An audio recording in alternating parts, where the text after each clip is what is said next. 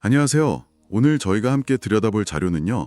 시간을 거슬러 올라가는 좀 특별한 경험을 드릴 것 같아요. 네, 안녕하세요. 바로 여러분께서 보내주신 1929년 9월 12일자 동아일보 기사 발췌본인데요. 네, 거의 100년 전이네요. 그렇죠. 그 격동의 시대를 살았던 사람들은 과연 어떤 문제에 골몰했을까? 또 세상을 어떻게 봤을까? 좀 궁금해지죠.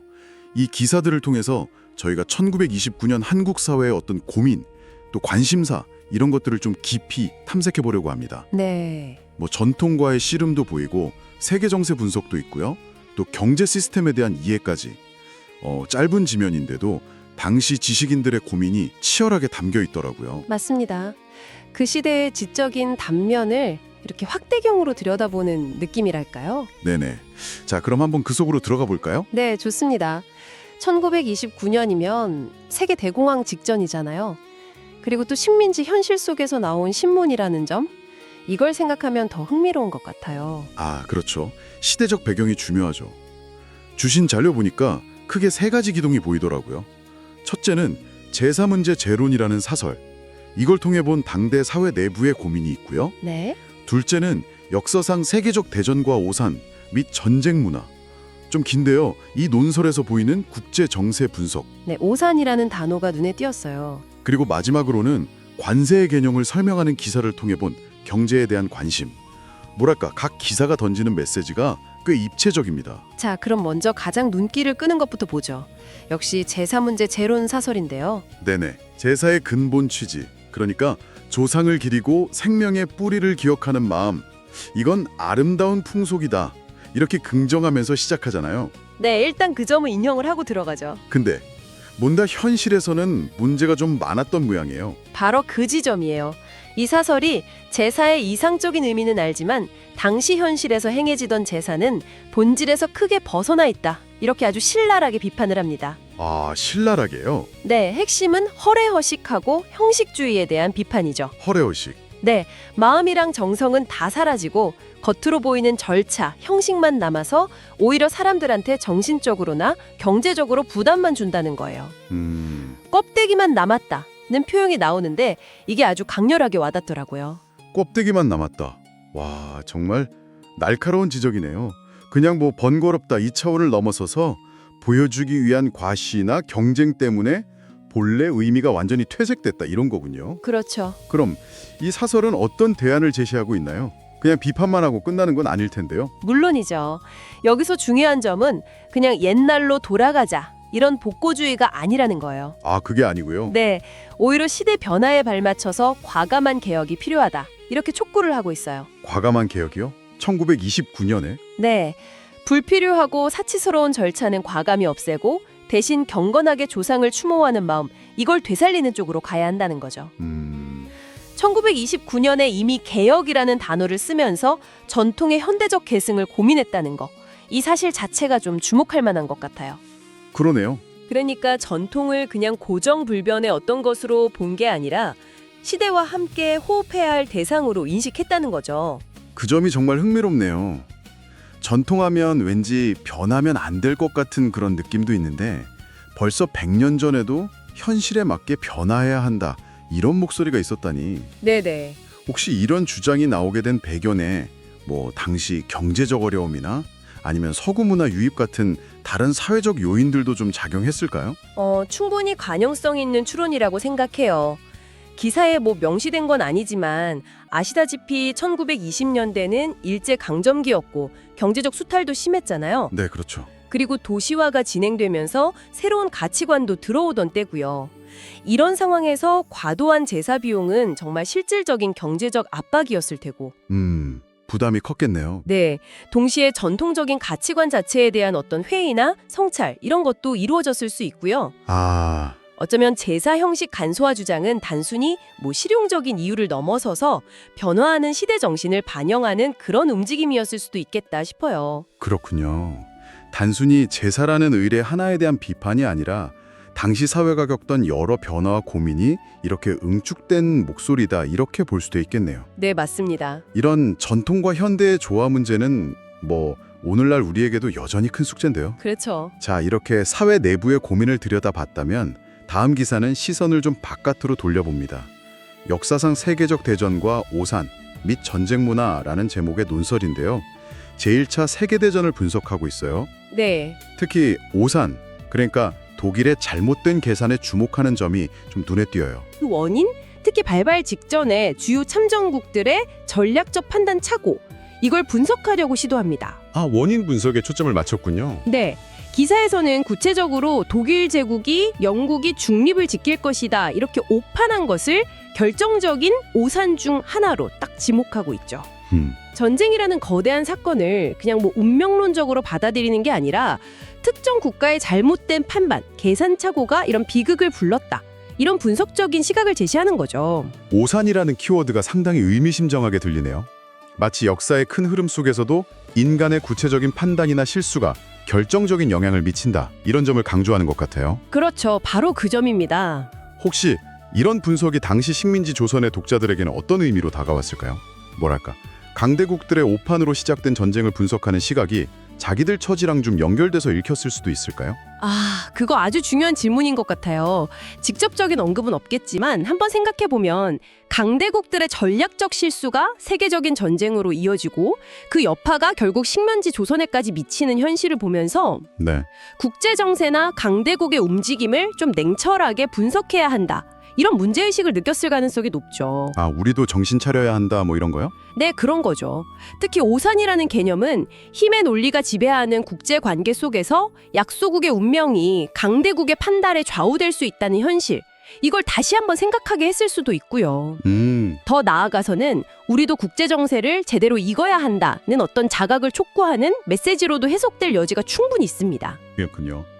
전쟁 원인 분석을 넘어서 국제 질서와 그 안에서 우리 위치를 성찰하게 만드는 계기가 되었을 수도 있겠네요. 네, 그럴 수 있죠. 그런데 제목에 전쟁 문화라는 표현도 있어요. 이건 어떤 의미로 봐야 할까요? 전쟁이 단순히 군사적 충돌을 넘어서 사회와 문화 전반을 파괴한다, 뭐 이런 의미일까요? 정확합니다. 그 전쟁 문화라는 표현은요, 전쟁이 단순히 뭐 영토 싸움이나 정치적 헤게모니 싸움이 아니라 한 사회가 쌓아 올린 문화, 가치관, 인간성 자체를 파괴하는 근본적인 재앙이다. 이걸 강조하는 용어라고 볼 수 있어요. 아, 문화 자체를 파괴한다. 네. 전쟁이 일상화되고 폭력이 만연하면서 사회 전체가 어떤 비인간적인 문화에 물들어버리는 현상, 이걸 경계하는 거죠. 무섭네요. 그렇죠. 전쟁의 물리적인 파괴력뿐만 아니라 그게 인간 정신과 사회 구조에 미치는 심오하고 장기적인 해악까지 통찰하려는 시도인 거예요. 100년 전 논설에서 전쟁을 이렇게 다층적으로 이해하려고 했다는 점이 좀 놀랍습니다. 전쟁을 단순 사건이 아니라 문화를 파괴하는 현상으로까지 인식했다는 점이 정말 깊은 인상을 주네요.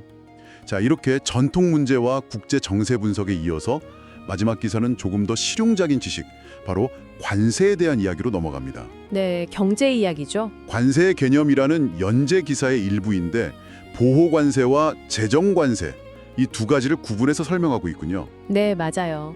경제정책의 중요한 도구인 관세에 대해서 기본적인 이해를 돕기 위한 기사죠. 명확하게 두 가지 유형을 제시하고 있어요. 네. 보호관세는 아무래도 수입품에 높은 관세를 매겨서 국내 산업을 외국과의 경쟁에서 보호하려는 목적이 강하고요. 보호 목적. 그렇죠. 반면에 재정관세는 산업 보호보다는 국가 운영에 필요한 세금 수입, 즉 재정을 확보하는 데 주된 목적이 있다는 점을 설명하고 있습니다. 당시 독자들에게 경제 지식을 전달하려는 의도가 좀 엿보이는 대목이죠. 그런데 1929년 그 식민지 상황에서 보호관세를 논한다는 게 조금 아이러니하게 느껴지기도 해요. 아, 실제로 조선이 뭐 독자적인 관세 정책으로 자국 산업을 보호할 수 있는 위치는 아니었을 텐데요. 그렇죠. 현실적으로는 불가능했죠. 그럼에도 불구하고 이런 개념을 설명하는 기사가 실린 이유는 뭘까요? 단순히 그냥 경제 상식을 전달하는 차원? 그 이상은 아니었을까요? 아, 아주 예리하신데요. 맞습니다.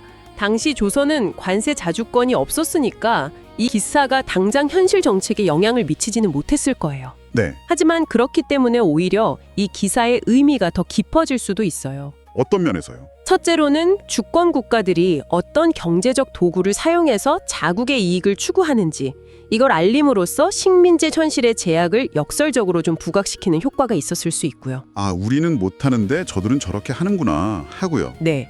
둘째로는 미래의 독립국가를 염두에 두고 국민들의 경제적인 소양을 높이려는 어떤 장기적인 교육의 목적도 있었을 수 있고요. 미래를 위한 준비? 그렇죠. 보호관세라는 개념 자체가 국가 그리고 국내 산업 보호라는 주권적인 행위를 연상시키니까요. 비록 이론적인 설명일지라도 독자들에게는 여러 가지 생각을 하게 만들었을 가능성이 큽니다. 아하. 그러니까 현실적인 제약 속에서도 경제 주권이라든지 국가 운영의 원리에 대한 지적인 탐구를 계속하고 있었다. 이런 증거로 볼 수 있겠군요. 네, 그렇게 해석할 수 있죠. 기사 내용 자체도 보니까 단순히 종류만 나열하는 게 아니라 관세가 물가나 산업 구조, 더 나아가서 국제 무역 관계 전반에 영향을 미치는 복잡한 정책 도구다. 이 점을 강조하고 있잖아요. 그렇습니다. 관세율 조정이라는 정책 한 해가 단순히 특정 수입품 가격만 바꾸는 게 아니라 국내 소비자 물가, 또 관련 산업의 성장이나 위축, 그리고 다른 나라와의 어떤 외교적인 마찰이나 협력까지 이렇게 연쇄적으로 영향을 미친다는 점을 분명히 하고 있어요. 네. 기사에 보면 관세가 단순한 세금을 넘어 한 나라의 경제 정책을 좌우하는 중요한 도구라는 문장이 있거든요. 이걸 보면 경제 현상의 복잡성, 상호 연관성 이런 걸 이해시키려는 노력이 보입니다. 이건 당시의 독자들이 자신들이 살고 있는 세계의 경제적 작동 원리를 이해하는데 중요한 지적 자양분이 되었을 거라고 생각해요. 자, 오늘 저희가 함께 살펴본 1929년 9월 10일 봉화일보의 새 기사. 이걸 종합해보면 어떤 그림이 그려질까요? 한편으로는 제사라는 전통 의례의 형식을 비판하면서 시대 변화에 맞는 개혁을 요구하는 그런 내부적인 성찰의 목소리가 있었고, 네, 동시에 다른 한편으로는 제1차 세계대전의 원인을 오산이라는 분석적인 틀로 해석하면서 세계 질서를 읽어내려 했고요. 또 관세라는 구체적인 경제 제도를 통해서 국가 운영과 국제 경제의 메커니즘을 이해하려는 지적인 노력이 공존하고 있었습니다. 네. 요약하자면 이 세 기사는 1929년 한국 사회가 전통의 계승, 또 급변하는 국제 정세, 그리고 근대적인 경제 시스템이라는 다층적인 과제 앞에서 어떻게 고민하고 사유했는지를 보여주는 정말 생생한 스냅샷이라고 할 수 있겠습니다. 정말 그러네요.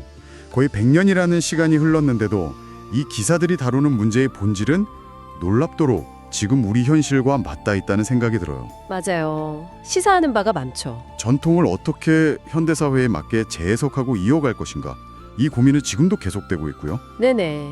또 강대국들의 오판이나 전력적 경쟁이 세계 평화에 미치는 영향, 보호무역주의와 자유무역 사이의 갈등 같은 국제적, 경제적 이슈들도 여전히 우리의 현실이잖아요. 그렇죠. 지금도 계속되는 문제들이죠. 여러분께서 이 기사들을 살펴보시면서 특별히 좀 주목하게 된 지점은 어디였나요?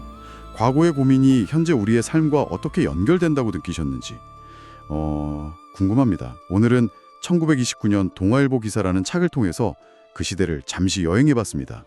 제게 특히 인상 깊었던 건요, 이 기사들이 단순히 정보를 그냥 나열하는 걸 넘어서 끊임없이 독자들에게 질문을 던지고 있다는 느낌을 준다는 점이에요. 아, 네. 이 문제를 어떻게 봐야 할까? 우리는 무엇을 해야 할까? 뭐 이런 식으로 생각의 불씨를 지피려는 의지가 느껴진달까요? 아, 전적으로 동감합니다. 제사개혁 촉구나 전쟁 원인 분석, 관세 개념 설명, 이 모든 게 단순한 정보 전달을 넘어서서 시대적 과제에 대한 성찰을 유도하고 또 공론을 형성하려는 당시 언론의 역할을 보여주는 것 같아요. 네. 독자들을 그냥 단순한 정보 소비자가 아니라 함께 시대를 고민하는 주체로 세우려는 노력이 엿보이는 거죠. 어쩌면. 오늘날 미디어 환경과 비교해보면서 생각해볼 지점도 있을 것 같습니다. 그렇겠네요. 오늘 우리가 본 이 세 편의 기사 외에도 1929년 9월 12일자 신문의 다른 지면에는 또 어떤 이야기들이 담겨 있었을까요? 정말 궁금하죠. 정치, 사회, 문화, 사람 사는 이야기들. 어쩌면 우리가 오늘 나눈 대화보다 훨씬 더 다채롭고 복잡한 현실이 그 안에 숨쉬고 있었을 겁니다. 네. 과거의 기록 속에서 오늘날 우리가 혹시 놓치고 있는 건 없는지, 혹은 우리가 여전히 반복하고 있는 고민은 무엇인지 생각해보는 것, 그것이 바로 오래된 자료를 들여다보는 묘미가 아닐까 싶네요. 맞습니다. 여러분은 이 100년 전 신문 기사들 사이 그 행간에서 또 어떤 의미를 발견하실지 궁금해집니다.